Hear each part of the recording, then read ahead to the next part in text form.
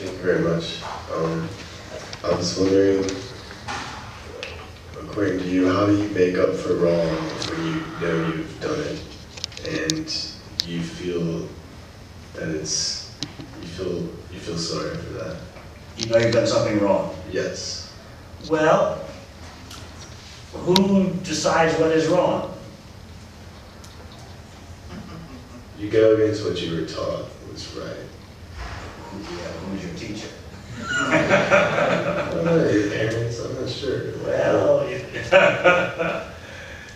do you remember the cigarette advertisements on television in the 50s? No, you wouldn't remember that.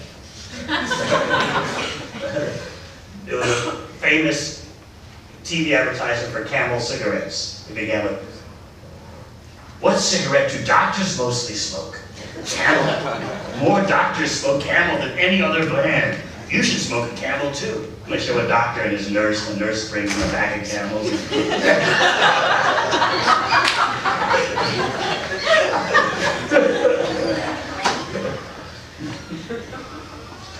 And of course, history is full of examples in which nations did things and then later they wonder, why did they do that? Try the Vietnam War. Everyone scratches their head, what the world? So, who decides what is right, what is wrong?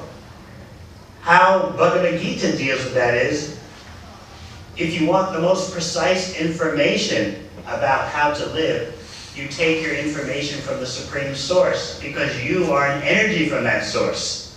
Therefore, Krishna, the ultimate source, is the actual decider of what is right and what is wrong. Generally speaking, what is right means that which furthers your spiritual development. What is wrong is that which interferes with your spiritual development.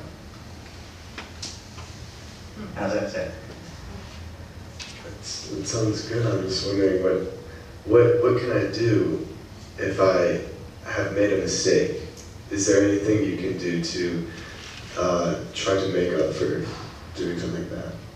Well, practically speaking from the wisdom of the yoga texts, I have to tell you that lifetime after lifetime you've been making mistakes, and you won't get to the bottom of it by material methods. So therefore, the conclusion of Bhagavad Gita, since you asked, the conclusion of Bhagavad Gita tells you that you can make a one-stop solution to all the bad karma by taking Krishna's methodology, following that, and then Krishna promises all your bad karma will be taken care of, don't worry. That's the pinnacle of the yoga system. Otherwise, you've got so many karmic reactions chasing you from so many lifetimes. You can't handle it all individually. Where do you begin? Okay, there may be some things that stick out in your mind. You knew you were wrong. There are things that stick out in my mind. I know I was wrong. But there's so much you're not aware of. Just by your walking on the ground, you're stepping on so many living entities. What gives you the right to do that?